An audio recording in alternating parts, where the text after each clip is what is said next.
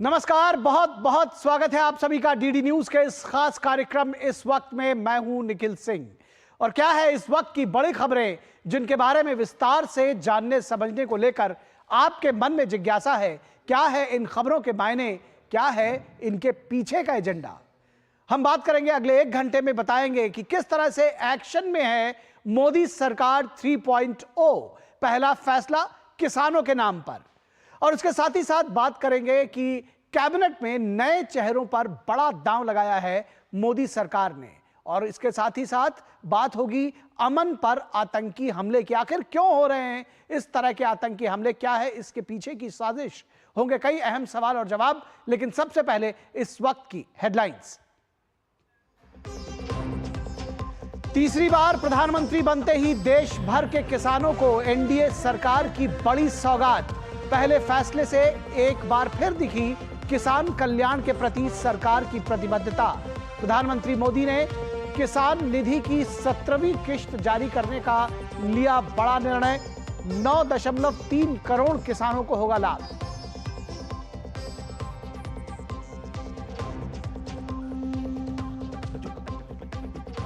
तो शपथ ग्रहण के बाद एक्शन में मोदी कैबिनेट 3.0। तीसरी बार शपथ लेने के बाद आज मंत्रियों के विभागों का होगा बंटवारा। शाम होगी मोदी 3.0 कैबिनेट की पहली बैठक।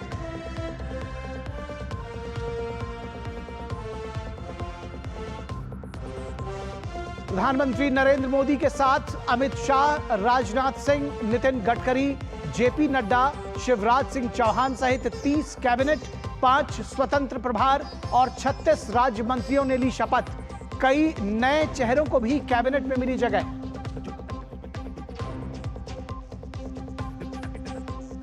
सात राज्यों की 13 विधानसभा सीटों पर उपचुनाव के लिए तारीखों का ऐलान। 10 जुलाई को होगा मतदान। पश्चिम बंगाल, हिमाचल प्रदेश, बिहार, उत्तराखंड, तमिलनाडु, मध्य प्रदेश, पंजाब में होंगे उपचुनाव।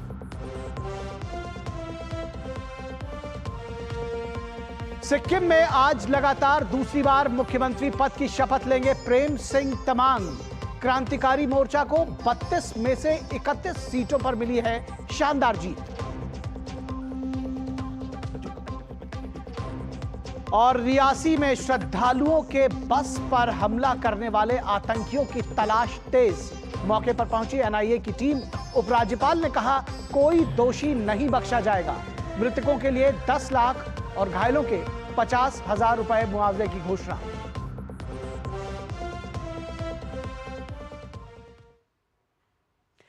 तो एक्शन में है मोदी सरकार 3.0 और इसी के साथ इस बुलेटिन की और इस कार्यक्रम की शुरुआत करते हैं। किस तरह से एक्शन में आई है मोदी सरकार 3.0। तीसरी बार शपथ लेने के बाद प्रधानमंत्री नरेंद्र मोदी फिर से जबरदस्त वर्क मोड में नजर आ रहे हैं। लगातार एक्शन में वर्क मोड में नजर आ रहे हैं प्रधानमंत्री मोदी और उनकी सरकार। कार्यभार ग्रहण करने के बाद पीएम मोदी ने किसान हित में लिया पहला फैसला। कार्यभार ग्रहण करने के बाद किसान हित में पहला फैसला, पीएम किसान निधि की 17वीं किश्त जारी करने का बड़ा फैसला। 9 करोड़ 30 लाख किसानों को लाभ, लगभग 20,000 करोड़ रुपए वितरित किए जाएंगे। हमारी सरकार किसान कल्याण के लिए पूरी तरह से प्रतिबद्ध है, यह प्रधानमंत्री नरेंद्र मोदी का कहना है। किसान कल्याण के लिए प्रतिबद्ध है। आने वाले समय में किसानों और कृषि क्षेत्र के लिए और भी अधिक काम करना चाहते हैं, प्रधानमंत्री नरेंद्र मोदी का बयान है। रविवार को पीएम मोदी के साथ 30 कैबिनेट मंत्री, 5 स्वतंत्र प्रभार और 36 राज्य मंत्रियों ने पद और गोपनीयता की शपथ ली। कैबिनेट में क्षेत्र और राज्यवार संतुलन साधने की कोशिश की गई है। राज्यों को प्रतिनिधित्व दिया गया है, क्षेत्रों को प्रतिनिधित्व दिया गया है। कैबिनेट में परफॉर्मेंस को तरजीह दी गई है। युवा और अनुभव का संगम दिखा मोदी 3.0 में। कद्दावर नेताओं के अलावा नए चेहरों को भी जगह मिली है। पहली बार फर्स्ट टाइमर्स को भी जगह मिली है और तमाम बड़े चेहरे जो हैं मोदी सरकार के वो भी नजर आए।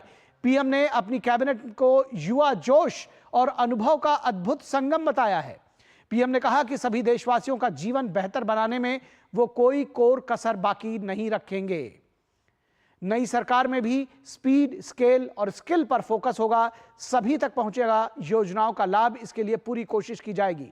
एनडीए सरकार की पहली कैबिनेट की बैठक आज होगी। विभागों के बंटवारे का इंतजार किया जा रहा है। सबकी निगाहें लगी हुई हैं कि पोर्टफोलियोज क्या मिलते हैं किसको।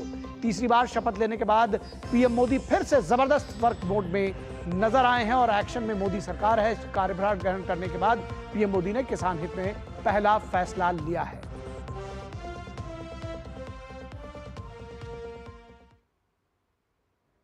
और इस पूरी खबर पर बातचीत करने के लिए हमारे साथ हमारे संवाददाता राजेश राज बने हुए हैं। राजेश, किस तरह से देखते हैं? सबसे पहले दो बातें, एक तो इस फैसले को जो किसान कल्याण को लेकर के इतना बड़ा फैसला लिया गया, और दूसरी बात जो सबसे ज्यादा लोगों के जहन में है वो ये है कि मंत्रालय आखिर किसको क्या मिलता है, क्या क्या कैबिनेट में कौन सा क्या किसको क्या मिलेगा?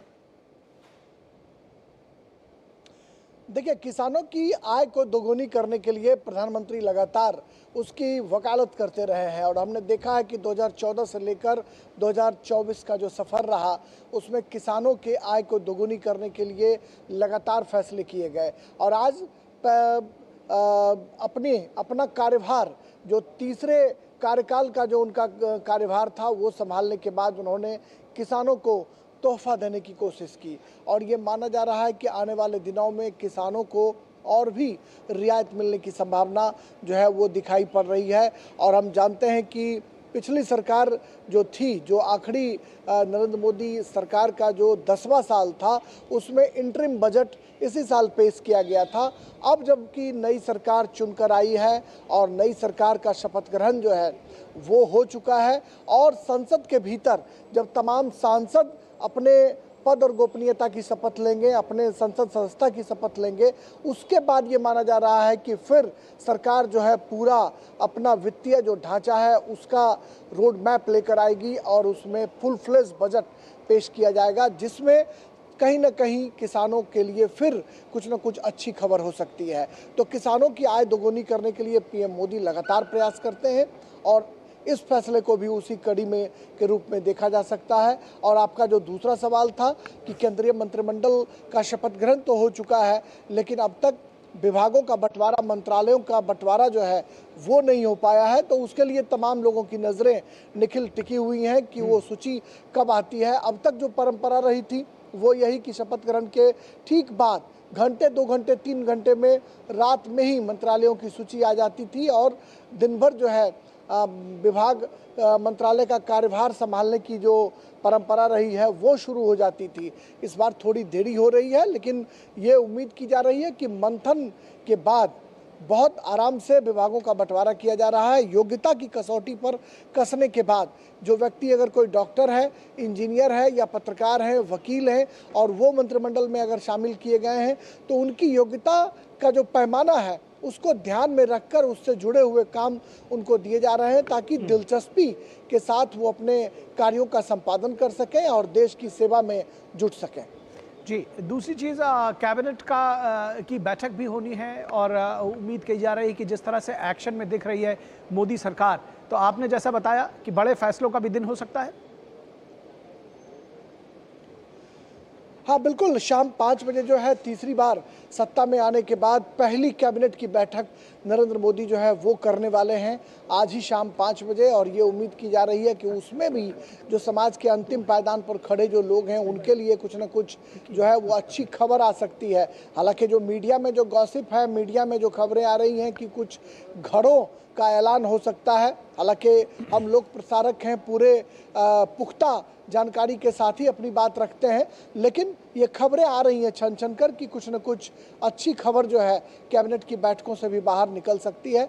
तो बस इंतजार किया जा रहा है कि मंत्रालयों की सूची जो है वो कब आती है और कैबिनेट की जो पहली बैठक है जो आज शाम प्रधानमंत्री नरेंद्र मोदी 5 बजे करने वाले हैं, उसमें क्या कुछ निकल कर सामने आता है, गरीबों को क्या तोहफा देते हैं, जो वीकर सेक्शन है उसके लिए क्या लेकर आते हैं, यह देखने वाली बात होगी। तो सभी लोगों की नज़रें निखिल जो है वो टिकी हुई हैं आज के कैबिनेट की बैठक पर।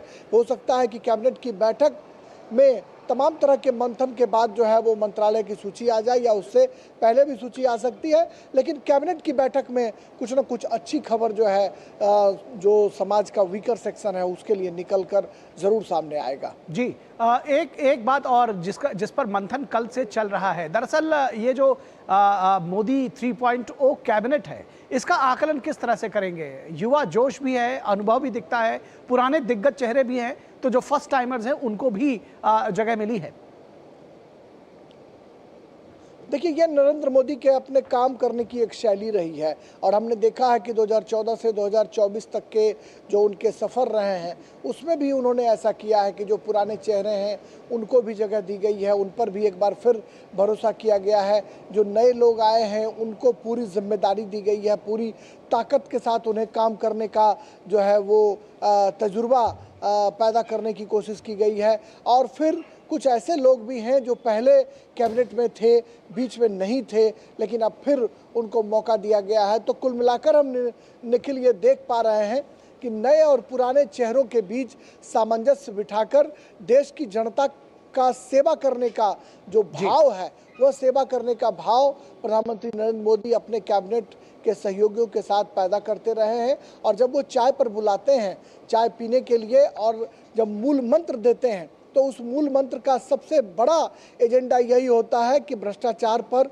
जीरो टॉलरेंस के साथ हम अपने अपने मंत्रालयों के कामों को आगे बढ़ाएं। और जब संसदीय दल के नेता चुने गए थे 2014 में, तो उन्होंने जो अपनी संकल्पना जाहिर की थी कि हमारी सरकार गरीबों के लिए समर्पित सरकार होगी, उस गरीबों को एजेंडे में रखकर योजनाएं बनाना और उसको ग्रास रूट पर उसका इम्प्लीमेंट कराना और उसमें कहीं से भी भ्रष्टाचार की बू नहीं आना, यह प्रधानमंत्री नरेंद्र मोदी का मूल मंत्र है। जिस मूल मंत्र को लेकर उनके कैबिनेट के सहयोगी राष्ट्रपति भवन में कल गए शपथ ग्रहण के लिए, और उम्मीद की जा रही है कि कैबिनेट की बैठक के बाद आज उनका कारवां और भी आगे बढ़ता हुआ जी बिल्कुल। स्पीड, स्केल और स्किल, इस पर फोकस होगा। लास्ट माइल डिलीवरी और सुशासन पर, गुड गवर्नेंस पर फोकस होगा। ये आपने पहले भी देखा है, और इस बार जो प्रधानमंत्री के बयान है या जो उनका पूरा कैबिनेट का स्ट्रक्चर है उसको देखकर लगता है। बहुत शुक्रिया इस तमाम बातचीत और जानकारी के लिए राजेश राज। और यहां रुकेंगे एक छोटे से ब्रेक के लिए। ब्रेक के बाद जब वापस होंगे तो बात करेंगे कि पहला फैसला किसानों के नाम पर रहा है, लेकिन क्या जो विपक्ष है वो अपनी रचनात्मक भूमिका निभा रहा है? इस पर हम करेंगे एक बड़ी डिबेट भी, बात करेंगे अपने संवाददाता के साथ भी। लेकिन कहीं मत जाइएगा, जल्द हाजिर होंगे। Do you feel conscious while smiling? Say goodbye to your worries because an orthodontist can help you feel confident.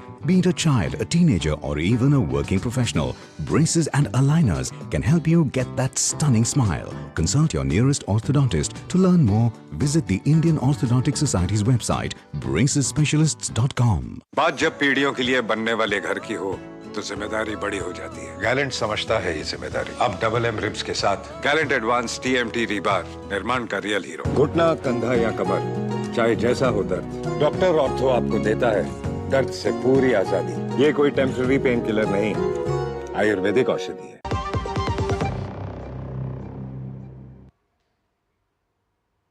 स्वागत है आपका ब्रेक के बाद, और बात करेंगे पहला फैसला किसानों के नाम पर। लेकिन बावजूद इसके विपक्ष जो है वो क्यों रचनात्मक विपक्ष की भूमिका निभाने के लिए तैयार नहीं है? क्या उसकी भूमिका को नकारात्मक कहा जा सकता है? इस पूरे विषय पर बातचीत करेंगे और देखेंगे कि आखिर जो मोदी सरकार 3.0 है वो किस तरह से आगे बढ़ने की कोशिश कर रही है और किस तरह से उसको विपक्ष का साथ, कितना साथ मिलता है।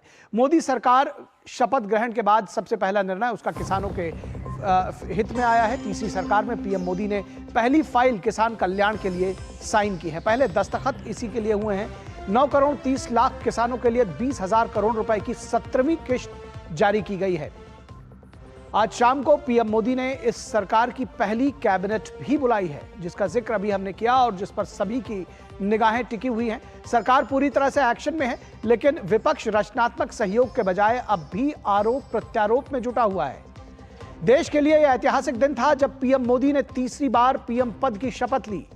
लगातार तीसरी बार पीएम पद बने और यह ऐतिहासिक दिन था। लेकिन ऐसे ऐतिहासिक मौके पर भी विपक्ष ने इस आयोजन का बायकॉट कर दिया। विपक्ष की ओर से सिर्फ मल्लिकार्जुन खड़गे ने उपस्थिति दर्ज की। केवल मल्लिकार्जुन खड़गे रहे विपक्ष की ओर से, बाकी विपक्ष ने इसका बायकॉट किया। मल्लिकार्जुन खड़गे ने इसे संवैधानिक कर्तव्य की मजबूरी बताया। उन्होंने कहा कि ये संवैधानिक कर्तव्यों की मजबूरी है जिसकी वजह से वो वहां तक आए हैं। सवाल है कि 7 पड़ोसी देशों के राष्ट्राध्यक्ष समारोह में उपस्थित हुए, लेकिन देश के विपक्षी नेता गायब रहे। कांग्रेस पार्टी का आरोप है कि उन्हें निमंत्रण नहीं मिला। ये कांग्रेस पार्टी का आरोप है, लेकिन बीजेपी ने इस आरोप पर पलटवार किया है। वहीं बीजेपी का दावा है कि सबको निमंत्रण दिया गया था। बीजेपी का कहना है कि सबको निमंत्रण दिया गया था। टीएमसी ने पहले ही स्पष्ट कर दिया था कि उन्हें निमंत्रण मिलेगा भी तो वे इस आयोजन में हिस्सा नहीं लेंगे। ममता बनर्जी की तरफ से यह स्टेटमेंट आया था। देश की चुनी हुई सरकार को अलोकतांत्रिक बताना विपक्ष की मंशा को जाहिर करता है। आखिर मंशा क्या है और सवाल क्या है कि क्या विपक्ष का संवैधानिक परंपराओं से सरोकार नहीं है? ज्यादा सरोकार नहीं रखते संवैधानिक परंपराओं से। अगर होता तो शायद इस शपथ ग्रहण समारोह में भाग लेते, लेकिन विपक्ष इसमें भी अपने लिए मौका ढूंढ रहा है। समाजवादी पार्टी के नेता लोकतंत्र को नंबर गेम मानते हैं। जिसकी संख्या ज्यादा होगी वो बना रहेगा सरकार में। अभिषेक बनर्जी सहित कई नेता इसमें मौका भी ढूंढ रहे हैं। लेकिन राहुल गांधी ये जिम्मेदारी लेंगे या नहीं, इस बहस से विपक्ष बाहर नहीं निकल पा रहा है कि जो मोदी सरकार शपथ ग्रहण के बाद पहला निर्णय लिया गया है। और आइए देखते हैं कि इस पूरे विषय पर संजय राउत क्या कुछ कह रहे हैं। अजित पवार ने ठुकरा दिया। जतींद्र राम मांझी को भी एक ही एमपी है, उनको कैबिनेट दिया है, और महाराष्ट्र के ये लोगों को कुछ मिला नहीं है। ये उनकी मजबूरी है या ये उनका मामला है, उसका ऊपर हम बात नहीं करेंगे। लेकिन आखिर एक कैबिनेट बना है। अब कैबिनेट कितने दिन चलेगा वो देखना पड़ेगा। जो हालात है, जो जानकारी सामने आ रही है, उसे तो लगता है पूरा मामला डामाडोल है। नरेंद्र मोदी जी को तीसरी कसम लेनी थी, एक रिकॉर्ड, एक विक्रम प्रस्थापित करना था, वो कर लिया बस। अब जितने दिन वो खींच सकते हो खींच लेंगे, लेकिन इस खींचेतानी में देश का नुकसान होने वाला है। तो कई तरह के सवाल उठाए उन्होंने, लेकिन उस सवालों पर भी सवाल उठ सकते हैं। फिलहाल बीजेपी नेता किरीट सोमैया ने क्या कुछ कहा है, आइए वो सुनाते हैं आपको। संजय राउत जनता से भी अभी सवाल पूछेगा कि जनता ने उद्धव ठाकरे और राहुल गांधी को उनकी जगह दिखा दी। और इस पूरी खबर पर बातचीत करेंगे, चर्चा करेंगे। हमारे साथ 3 खास मेहमान जुड़े हुए हैं। हमारे साथ इस पूरी चर्चा में जुड़े हुए हैं धनंजय गिरी। बहुत स्वागत है धनंजय जी आपका हमारे साथ जुड़ने के लिए। उसके साथ ही साथ कांग्रेस नेता सुधांशु राय जुड़े हुए हैं, उनसे भी इस विषय पर चर्चा करेंगे। और हमारे साथ जुड़े हुए हैं विनोद मिश्रा इस पूरी खबर पर बातचीत करने के लिए। तो इस खबर को आगे बढ़ाएंगे और समझने की कोशिश करेंगे कि किस तरह से ये बात आगे रहे। शुभ्रांश राय जो कांग्रेस के प्रवक्ता हैं, उनके पास भी जाएंगे। बहुत स्वागत है आपका। विनोद जी, सबसे पहले आपके पास आते हैं और ये समझने की कोशिश करते हैं कि ये जो स्टेटमेंट्स अभी आपने देखे, जो पहले से ही, क्योंकि अभी कैबिनेट की पहली बैठक हुआ नहीं है और उसके पहले ही इस पर प्रश्न चिन्ह लगने शुरू कर दिए गए हैं विपक्ष की ओर से। क्या विपक्ष की जो रचनात्मक भूमिका होती है, क्या इसी को रचनात्मक भूमिका कहेंगे या फिर अभी से विरोध के लिए विरोध शुरू हो चुका है?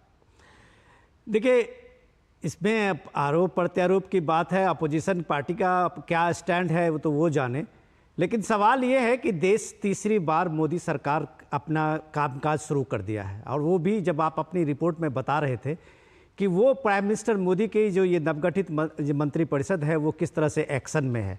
आज शाम में कैबिनेट की मीटिंग भी होनी है और एक बड़ा फैसला जो प्रधानमंत्री ने अगर पहली फाइल साइन की है तो किसानों के नाम है, ये आपने देखा। तो ये एक तरह से जो एक्शन है सरकार का वो दिखा रही है कि सरकार अपनी तरफ से कि ये बड़े फैसले लेने वाली मोदी की वही सरकार है जो 2014, 2019 और 2024 का है। ये कंटिन्यूटी की सरकार है और पीएम मोदी ने जैसा कि पार्लियामेंट्री कमेटी के मीटिंग में कहा था कि इस बार की जो मोदी की ये सरकार है वो बड़े फैसले के लिए याद किए जाएंगे। शायद ये चीज़ें जब लोग देख रहे हैं तो इसको हम एक हताशा मानेंगे। अभी हम सागरिका घोष का एक ट्वीट देख रहा था। सागरिका घोष ने एक्स हैंडल पे लिखा है कि ममता बनर्जी कल मोदी के इस ओथ सेरेमनी जब तक होता रहा तब तक अपने कमरे का लाइट ऑफ कर लिया था। एक चीफ मिनिस्टर, महिला चीफ मिनिस्टर के बारे में वो कह रही है, सागरिका घोष लिख रही हैं, वो फॉर्मर एक बड़े जर्नलिस्ट भी रही हैं, अभी वो टीएमसी के सांसद हैं। वो बताती हैं कि ममता बनर्जी ने पूरे कमरे का सीएम हाउस का लाइट ऑफ करके चुपचाप बैठ गई थी। ये ममता बनर्जी उस राज्य के मुख्यमंत्री हैं जहां अभी भी बीजेपी के कार्यकर्ता और बीजेपी को वोट देने वाले वहां अपने अपने जगह से भाग रहे हैं। पोस्ट पोल वायलेंस की यह हालत है कि बंगाल छोड़ के लोग असम में पिछले असेंबली में भी शिफ्ट किया और आज भी भाग रहे हैं। शायद ममता बनर्जी को उसको तकलीफ नहीं है कि उसके राज्य के लोगों में किस तरह से एक मायूसी है और किस तरह से ये लोकतंत्र का चीरहरण हो रहा है, लेकिन ममता बनर्जी को इस बात का दुख है कि पीएम मोदी तीसरी बार शपथ ले रहे हैं, इसलिए उन्होंने लाइट ऑफ किया था। ये देश की परंपरा को एक धता बताते हुए अपोजिशन की जो एक शानदार परंपरा है जो बीजेपी और अटल बिहारी वाजपेयी ने किस तरह से निभाया है कि इसी पार्लियामेंट से एक वोट से अटल बिहारी वाजपेयी को हराया था और अगले दिन जब शपथ ग्रहण दूसरे यूपीए की हो रही थी या उसके अलायंस की हो रही थी तो अटल जी उसके सामने में थे। तो क्या ये अपोजिशन इस बात को भूल गया है कि जो जनादेश उनको मिला है उसका वो सम्मान करना चाहिए। वो जिस बात के लिए नंबर की बात कर रहे हैं, चाहे वो सपा के नेता हों या टीएमसी के नेता हों, वो सारे जोड़ घटाव गुना करके वो देख लिए हैं कि बीजेपी की जो अपनी बहुमत है वो बहुमत इनके सारे अपोजिशन से ज़्यादा है। इस हालत में वो सिर्फ एक नैरेटिव कर रहे हैं, चाहे वो संजय राउत हों, चाहे कांग्रेस के नेता हों या मल्लिकार्जुन खड़गे हैं। ये उनकी कल जो शपथ ग्रहण से बायकॉट करना एक पूरे तरह से इंडिया गठबंधन का आप एक तरह से कह सकते हैं कि वो एक्सपोज हुए हैं इस डेमोक्रेसी में कि अपोजिशन ने एक तरह से रचनात्मक सहयोग की जो भूमिका होनी थी उससे शायद वो इतर बाहर कुछ और करते हुए दिखे। ठीक है, शुभ्रांश राय जी, सीधे सीधे आपके ऊपर आरोप है और ये कहा जा रहा है कि डेमोक्रेसी में जो रचनात्मक विपक्ष की भूमिका होती है उसको निभाने से में आप लोग विफल रहे हैं। इन्होंने अटल बिहारी वाजपेयी का उदाहरण भी दिया विनोद जी ने और कहा कि किस तरह से जब 2 दिन के बाद ही शपथ ग्रहण हुआ और उसमें वो मौजूद रहे। आपको क्या दिक्कत थी? गैर हाजिर होने के पीछे की वजह क्या है? निखिल, 3 बड़ी बड़ी बातें हैं। सबसे इंपॉर्टेंट सवाल है कि क्या नरेंद्र मोदी जी रचनात्मक हैं? जम्मू कश्मीर में हिंदू तीर्थयात्रियों के ऊपर आतंकवादियों द्वारा हमला होता है, 10 से ज्यादा लोगों की जान जाती है और अमित शाह का बेटा जैसा भारत पाकिस्तान के बीच क्रिकेट मैच करा रहा है।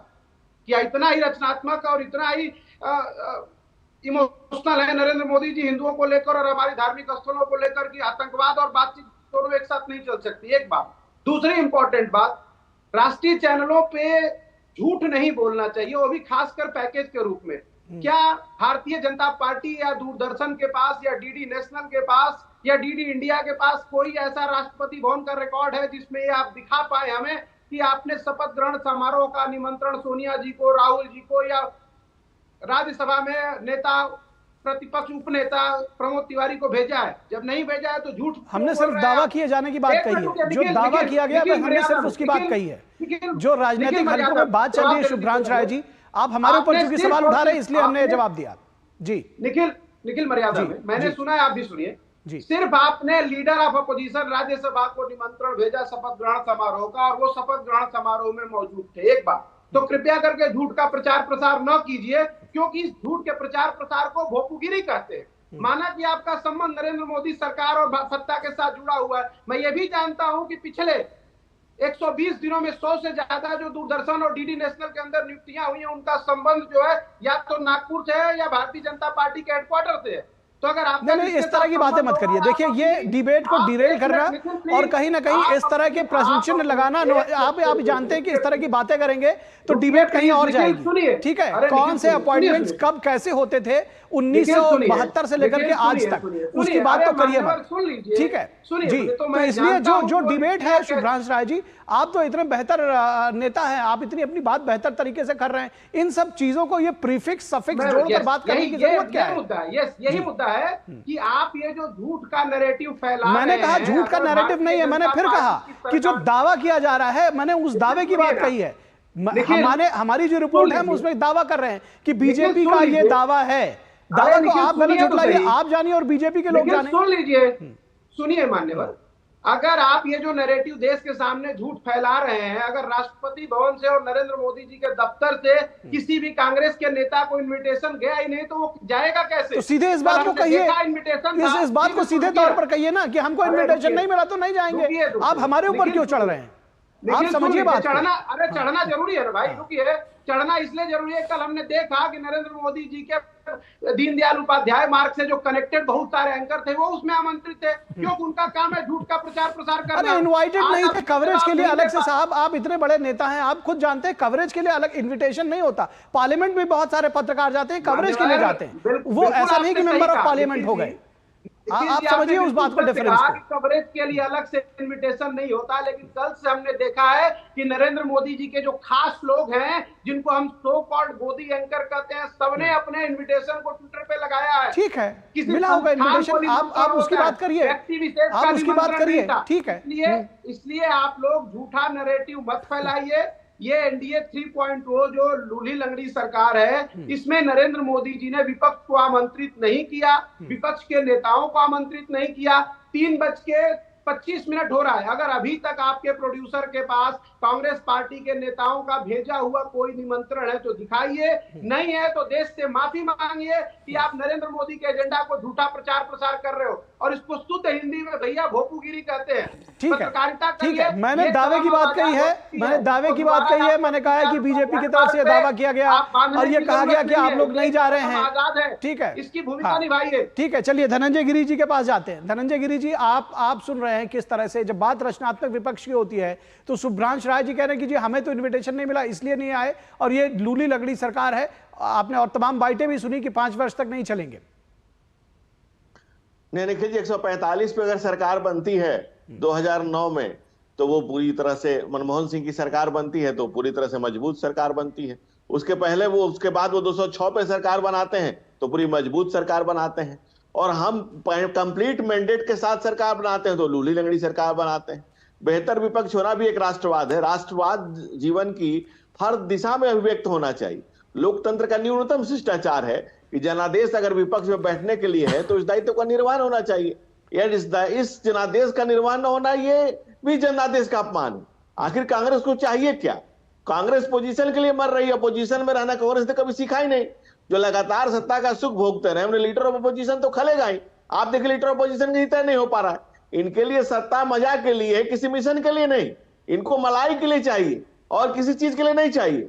भाई जनता इनके लोभ और लाभ के खेल को समझते हैं। इनको सिर्फ दिल्ली का ताज चाहिए।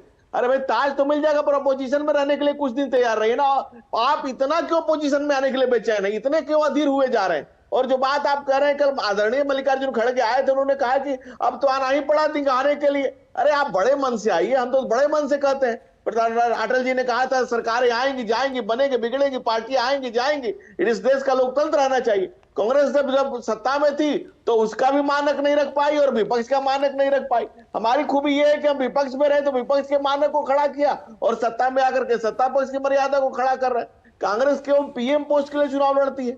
अब भाई ये तो गजब की स्थिति है। ये बहुत खतरनाक मुरादें हैं। अब इनकी मुरादों को इनकी माँ पूरा करे कि मातृभूमि को पूरा करे? मातृभूमि तो उसकी पूरा करेगी जो आप नरेंद्र मोदी के खास लोग की बात कर रहे हैं। 140 करोड़ आवाम की चिंता करने वाले नरेंद्र मोदी के लिए इस देश का हर जनगणमन खास है, हर एक व्यक्ति खास है, हर एक व्यक्ति को हमसे आस है, हर व्यक्ति के विश्वास के साथ हम खड़े। इसी कारण हम यहाँ तक आगे पहुंचे। हम वैचारिक बल के तप त्याग से यहाँ तक आए, इसलिए हर कोई खास है। अगर आपको किसी में कुछ नजर आता होगा तो हमें उसकी दिक्कत नहीं है, लेकिन हमारे लिए तो आप भी खास है। हमारे लिए तो आप भी रचनात्मक विपक्ष की भूमिका में आए। हम तो सत्ता के लिए मुंह उबाए कभी नहीं खड़े रहे।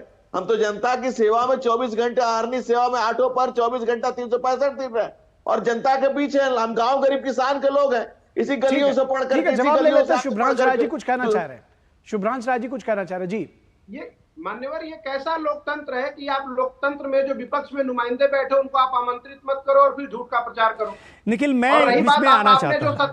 आपने जो सत्ता का उदाहरण दिया, मैं आपको थोड़ी दूसरी बात और बता देता हूं। आपकी ये तानाशाही प्रवृत्ति के खिलाफ देश के जनमानस ने आपको आपके मैंडेट से नीचे रखा और मैं आज आपको फिर दावे के साथ कह सकता हूं कि हमारी गठबंधन की सरकार थी जिसमें हर सहयोगी का सम्मान था। आपकी जो है वो दबाव की सरकार है, इसको गिरना है। आज ही ये कोई कैसे तय करेगा? चैनलों पे न्यूज आ रहा था दो अलग अलग कि आपके सहयोगियों ने, किसी ने स्पीकर की मांग पे अड़ गए और कोई तो सांसद कल मंत्री पद की शपथ लिया और दोबारा आज वो इस्तीफा देने की बात कर रहा था। तो नहीं, वो तो खारिज कर दिया गया। ये बताया गया कि वो नैरेटिव चलाया गया था। अगर आप सुरेश गोपी जी की बात कर रहे हैं, सुरेश गोपी जी की बात अगर आप कर रहे हैं, तो उन्होंने इस बात का खंडन किया कि कुछ लोगों ने जानबूझकर शरारतपूर्ण तरीके से उसका नैरेटिव चलाया था। दूसरी बात, कौन दबाव में है ये कोई कैसे तय करेगा? आप कह रहे हैं कि आप 140 के साथ दबाव में नहीं थे, ये 240 के साथ दबाव में। हमारे सलाहकार संपादक विनोद मिश्रा जी कुछ कहना चाह रहे हैं जी। लेकिन मैं बड़ी धैर्य से विनोद जी को भी सुन लेते हैं। शुभ्रांश जी, आप सुभ्रांशु जी आप सुन लीजिए। राय साहब आप जरा दूरदर्शन को भी सुन लीजिए। आपके हम लोगों ने बहुत सुना, आपने जितनी भी भड़ास थी दूरदर्शन के लिए निकाला, हमारे सारे चैनल के लिए निकाला।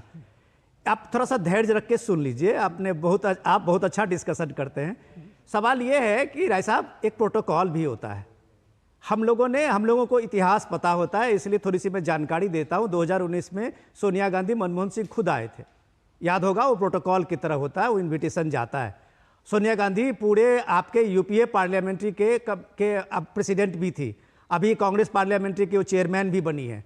तो एक डिजिग्नेशन होता है, उस प्रोटोकॉल से उनको मिला ही है।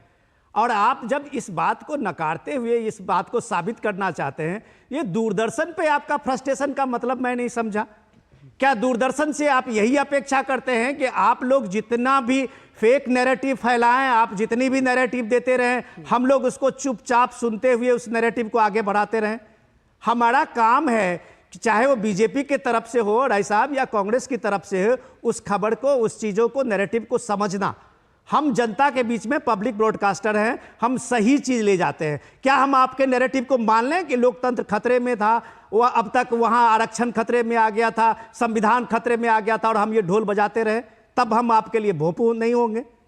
सवाल इस बात को समझने की कोशिश कीजिए कि हमारी भी एक जिम्मेदारी है, एक पब्लिक ब्रॉडकास्टर के रूप में हमारी भी एक भूमिका है इस पूरे मीडिया के और इस पूरे मीडिया के सूचना के इस तंत्र में।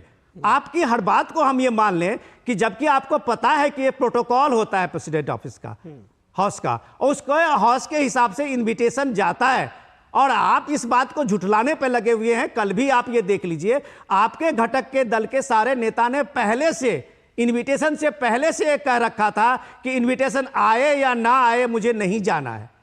आप ये साबित करना चाह रहे थे इस सरकार को कि ये बार बार स्टेटमेंट दे रहे थे कि ये अलोकतांत्रिक सरकार है, इस सरकार की भूमिका में हमें कोई भी अपनी राय नहीं रखनी है, हमें इसके समारोह में नहीं जाना है। अब 100 स्टेटमेंट देख लीजिए ना, आप कहिए, मैं थोड़ी देर आप रुकिए तो मैं सारे वो बाइट आपको सुना दूं।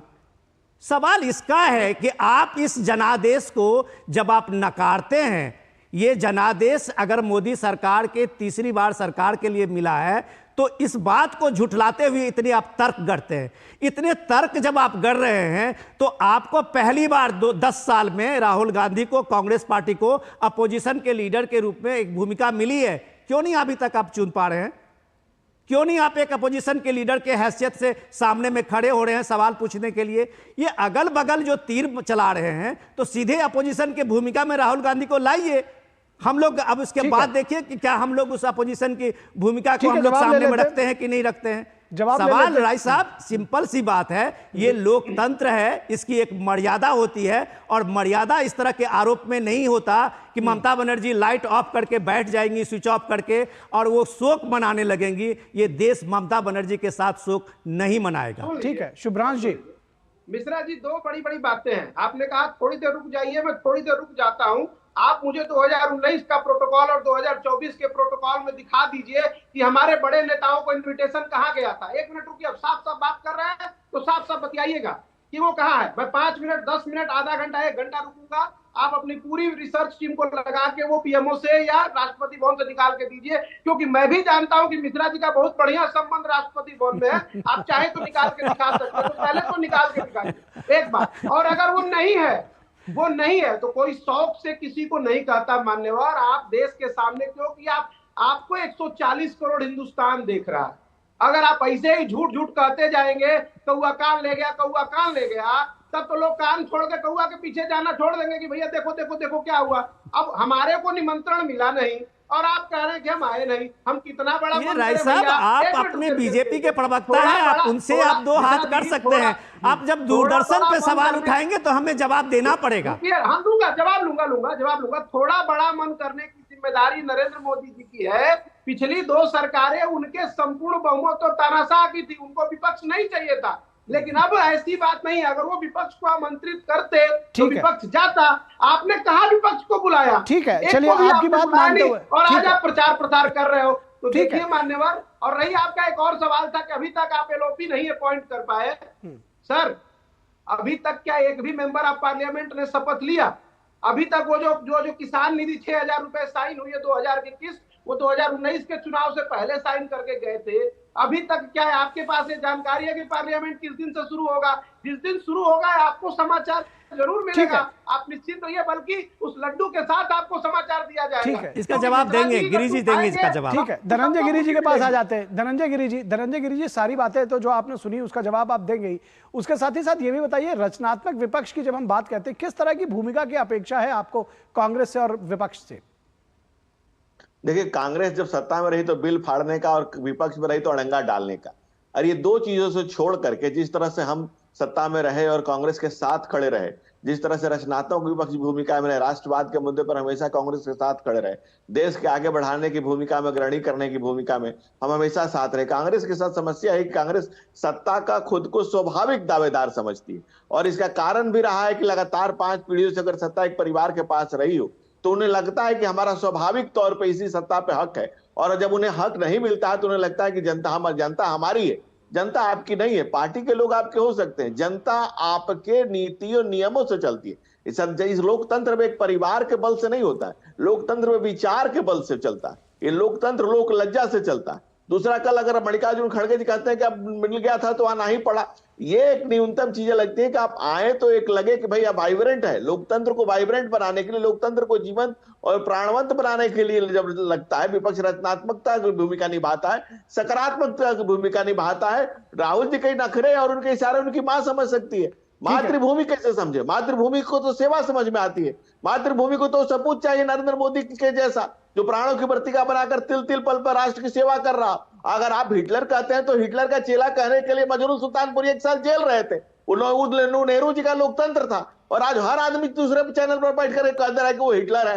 हर आदमी चैनल को गोदी मीडिया कह दे रहा है। एक समय था कि पत्रकार बताया करते थे कि फला फला फला फला मंत्री हो रहा है, अब फला फला फला फला को विभाग मिल रहा है। तो वो मीडिया का बहुत स्वतंत्र था, मीडिया का लोकतंत्र था। हम भी कोई आसमान से नहीं टपके हैं, यही जानते हैं और यही देखा है। पत्रकारों के, अन्य नेताओं के फोन की श्रृंखला आती थी, तो वो पत्रकारिता का स्वर्णिम काल था। आज पत्रकारिता जो झूठ का झूठ और सच को सच दिखा रही है। कांग्रेस कार्यालय के बाहर खड़ी भीड़ है जो 1-1 लाख का कार्ड लेकर के आई है। करे भाई हमारे पैसे दे दो, हमारे साथ जो वादा किया था इसको निभा दो। अब इस तरह की चर्चा जो है वो अंतहीन हो जाएगी। हमारे पास समय बस इतना ही। हमारे प्रोड्यूसर राजा कुमार बार-बार हमको कह रहे हैं, घड़ी की तरफ इशारा कर रहे हैं। बहुत शुक्रिया धनंजय गिरी आपका, शुभ्रांश राय आपका और विनोद मिश्रा आपका हमारे साथ जुड़ने के लिए और इस चर्चा में भाग लेने के लिए।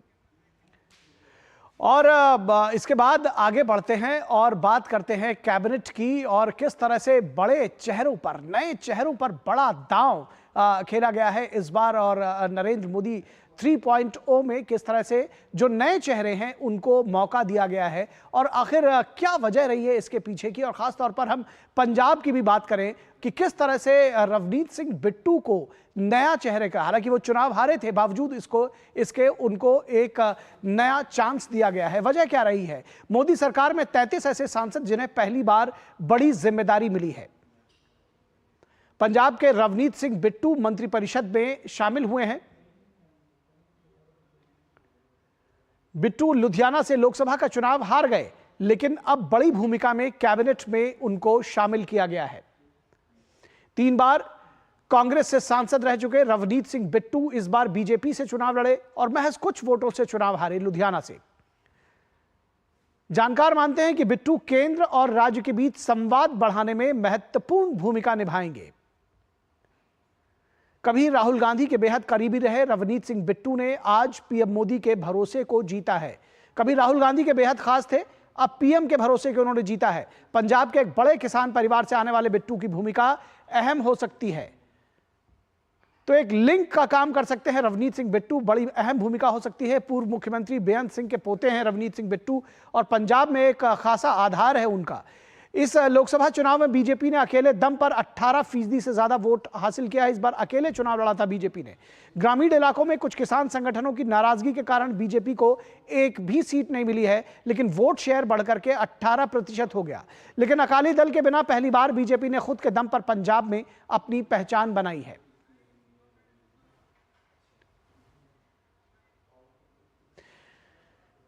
तो शपथ ग्रहण के बाद क्या कुछ कहा रवनीत सिंह बिट्टू ने, आइए आपको दिखाते हैं। काम कोई हो, आप एक मिनिस्ट्री में पहुंच जाएं, आप एक मंत्री बन जाएं, और उससे बड़ी बात क्या हो सकती है। और वो भी ना आप एमपी हैं ना कुछ हैं, फिर भी आपको शपथ दिलवा दें प्रधानमंत्री जी और अमित शाह जी, तो इससे बड़ी बात पंजाब के लिए और मेरे लिए कोई हो ही नहीं सकती। अब मैं तो सोचता था भी अब अगर मैं जीत के आता तो मुझे बनाते, अब जो उन्होंने वादा किया था वो कैसे निभाएंगे। लेकिन फिर भी जब नाम आया तो पता चला अमित शाह जी हैं। और इस पूरी खबर पर बातचीत करने के लिए हमारे साथ हमारी संवाददाता आकांक्षा सक्सेना जुड़ी हुई हैं, उनसे बातचीत करेंगे।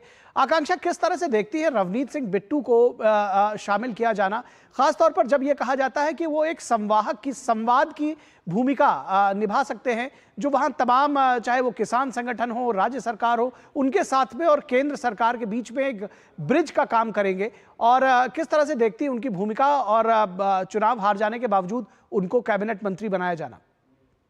निखिल, मैं आपको बताना चाहूंगी कि जो पंजाब के पहले चीफ मिनिस्टर थे बेअंत सिंह, ये उनके पोते हैं जी। और बिट्टू जो है वो पिछली 3 बारी से लोकसभा के चुनाव जीतकर एमपी रह चुके हैं, आनंदपुर साहब सीट से और 2 बार लुधियाना सीट से, और इस बार दोबारा से वो लुधियाना की सीट पर उन्होंने इलेक्शन लड़ा था, पर इस बारी उन्होंने बीजेपी को ज्वाइन करके करा। इससे पहले वो कांग्रेस में थे।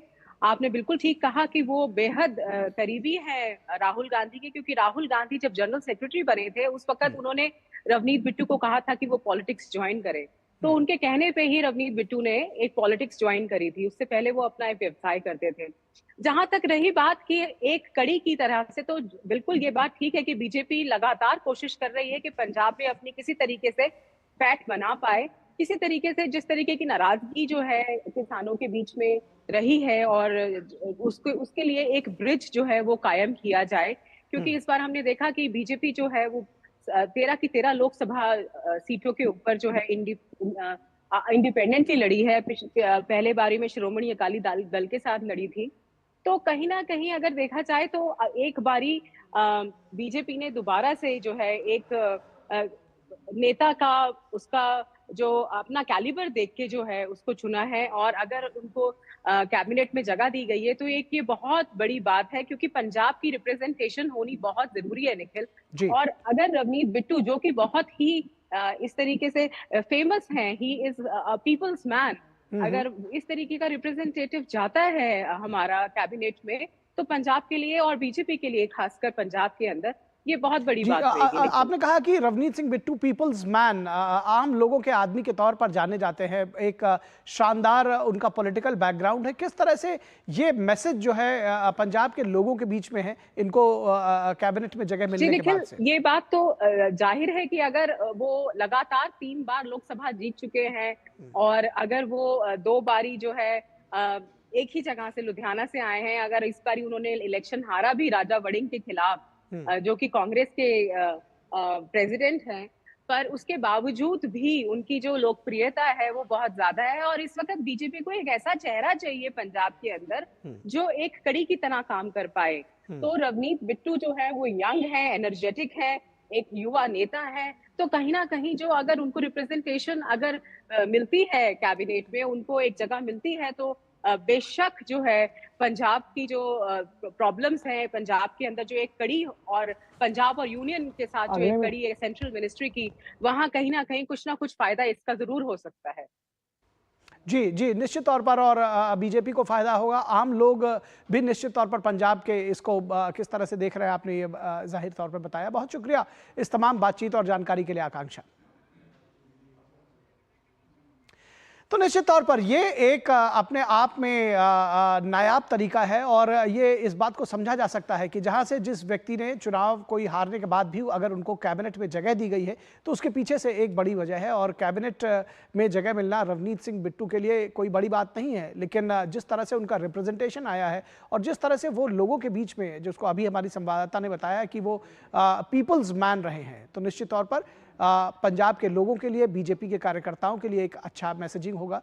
और किस तरह से वो ब्रिज के तौर पर काम करेंगे, चाहे वो किसान संगठन हो और केंद्र सरकार उनके बीच में, राज्य सरकार और केंद्र सरकार के बीच में, ये भी एक बड़ी बात होगी। फिलहाल अब बात करेंगे कि अमन पर आतंकी हमला, रियासी में श्रद्धालुओं से भरी बस पर किस तरह से आतंकी हमला है। और ये अमन शांति पर दरअसल आतंकी हमला कहा जाए तो गलत नहीं होगा। जम्मू कश्मीर के रियासी जिले में तीर्थयात्रियों की बस पर आतंकी हमला किया गया। तीर्थयात्रियों से भरी बस पर आतंकी हमला। जम्मू कश्मीर के रियासी जिले में तीर्थयात्रियों की बस पर आतंकी हमला किया गया और इसमें बस हमले के बाद खाई में जा गिरी। अब तक 10 लोगों की मौत की खबर है, 30 से अधिक तीर्थयात्री इसमें घायल हो गए हैं। वहीं 30 से अधिक तीर्थयात्री घायल हैं। स्थानीय लोगों के मुताबिक लोगों को अस्पताल में भर्ती कराया गया है। शिवखोड़ी मंदिर के पास रामसू से कटरा जा रही थी बस और इसमें श्रद्धालु बैठे हुए थे। जम्मू कश्मीर के नंबर वाली इस बस में कई तीर्थयात्री सवार थे और इस पर आतंकियों ने हमला किया। बचाव अभियान पूरा कर घायलों को नज़दीकी अस्पतालों में भर्ती करवाया गया है। 10 लोगों के मौत की खबर है, 30 लोगों के घायल होने की खबर है। मौके पर पहुंची NIA की टीम अब पहुंच चुकी है। इलाके की घेराबंदी की गई है और आतंकियों की तलाश तेज की गई है। सीमा पार आतंकी बेगुनाह यात्रियों को मारकर दिखाना चाहते हैं अपनी उपस्थिति। इस बात को साफ तौर पर समझा जा सकता है इस हमले की वजह। उपराज्यपाल मनोज सिन्हा ने कहा है कि इस हमले में किसी भी दोषी को बख्शा नहीं जाएगा, किसी को छोड़ेंगे नहीं। मृतकों के लिए 10 लाख रुपए और घायलों के लिए 50,000 रुपए मुआवजे की घोषणा की गई है। और जम्मू कश्मीर के उपराज्यपाल मनोज सिन्हा ने जम्मू के सरकारी अस्पताल में रियासी आतंकी हमले के घायलों से मुलाकात की। क्या कुछ कहा उन्होंने इस दौरान, आइए आपको सुनाते हैं। रेस्क्यू ऑपरेशन में प्रशासन और सिक्योरिटी फोर्सेस के लोगों ने सबको रेस्क्यू किया था। ज्वाइंट ऑपरेशन पुलिस, CRPF और आर्मी ने लॉन्च किया हुआ है। जो लोग भी इसके लिए जिम्मेदार हैं उनको निश्चित रूप से दंड मिले, उसका प्रयास हो रहा है। फिर भी उनके परिजनों को एक सहायता के तौर पर 10 लाख रुपए जम्मू कश्मीर प्रशासन ने मृतकों को और घायल लोगों को 50,000 रुपए देने का फैसला किया है। और इस पूरे प्रकरण पर वरिष्ठ पुलिस अधीक्षक मोहिता शर्मा क्या कुछ कह रही हैं, आइए आपको सुनाते हैं। Quarter to 8 रेस्क्यू ऑपरेशन जो है वो कंप्लीट कर लिया गया। 9 people are reportedly they are feared dead and 33 were injured. उनका अभी भी इलाज डिफरेंट हॉस्पिटल्स में चल रहा है। हमने अपनी 5 टीम्स बनाई हैं जो कि ये सारे एडजॉइनिंग आप देख ही रहे हैं। ये काफ़ी फॉरेस्टेड एरिया है, काफ़ी हाइट में है ये, पीछे की जितनी भी पीक्स हैं। इसके बैक साइड पे अरनास का एरिया टच करता है, रजौरी का बॉर्डर है ये। और वहाँ पे भी हमारी SOG की टीम, साथ में CAPF और हमारी JNK पुलिस, हम सब एक प्रॉपर एक टीम बना के ये पूरा एरिया कोम करते हुए इसी स्पॉट पे सारे मिले। और नेशनल कॉन्फ्रेंस के नेता फारूक अब्दुल्ला ने इस पूरे प्रकरण पर क्या कहा है, आइए आपको ये भी सुनाते हैं। Riyasi is absolutely, they are here. You have seen this in Punch, you have seen this in Mender. It has not died. They are still there. You see, the point is not only election. I am afraid, I hope they take care of the Amarnath Yatra, that nothing like this happens. And I'll request every person of this state to see that that Yatra goes peacefully. that carries a message to all that we are not part of this terrorism and we'll never be part of this terrorism. और रियासी आतंकी हमले पर जम्मू कश्मीर के पूर्व deputy CM और BJP नेता कविंदर गुप्ता ने क्या कुछ कहा है, आइए आपको सुनाते हैं। सीमा पार से आतंक है, ये पाकिस्तान हमेशा फैलाने की कोशिश करता है। ये हमला हुआ है, इससे पहले भी 2-3 हमले हुए। ऐसा भी नहीं कि हमारे सुरक्षा बल कहीं काम करने में सक्षम नहीं हैं। उन्होंने अपनी जानें कुर्बान करके इस मिलिटेंसी को जम्मू कश्मीर में ख़त्म किया है। लेकिन चिंता का विषय है, रणनीति नई, स्ट्रेटजी नई होगी ही तो निश्चय इसको मार गिराया जाएगा, छोड़ा नहीं जाएगा उन लोगों को। और इस पूरी खबर पर बातचीत करने के लिए हमारे साथ हमारे संवाददाता देवेंद्र जुड़े हुए हैं, उनसे बात करते हैं। देवेंद्र, किस तरह से आप देख रहे हैं और ख़ासतौर पर जो स्टेटमेंट्स अभी आपने सुने फारूक अब्दुल्ला के, वो चेतावनी देने से ज़्यादा ऐसा लगता है कि वो धमकी दे रहे हैं कि इसके बाद जो अमरनाथ यात्रा होगी उसका ख्याल रखिएगा। किस तरह से आप देख रहे हैं और ये जो पूरी अभी ऑपरेशन जारी है उसके बारे में भी जानकारी दें।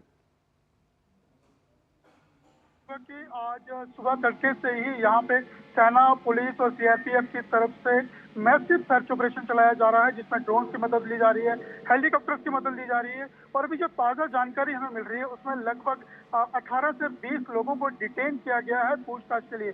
सबसे बड़ी अपडेट इस समय यही है यहाँ से कि लगभग 20 लोगों को हिरासत में लिया गया है और उनसे पूछताछ की जा रही है। वही पूरे इलाके को सैनिटाइज करने के लिए, कॉम्बिंग करने के लिए अतिरिक्त जो जवान है यहाँ बुलाए गए हैं। और क्योंकि यहाँ पे शिवखोड़ी की यात्रा जो है उसे जारी रखा गया है, तो उसके बाद सुरक्षा बलों के लिए चिंता और बढ़ जाती है, क्योंकि यात्रा के साथ साथ वो ये सब कार्य भी कर रहे हैं।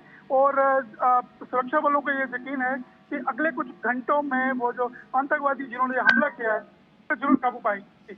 जी देवेंद्र ठाकुर, आपसे ये भी समझना चाहेंगे कि ये जो हमला हुआ है किस तरह से उसको देखना चाहिए। एक इसको कहा जा रहा है कि अमन पर, शांति पर हमला है, तीर्थयात्रियों पर हमला करना, क्या मोटिव है इसके पीछे?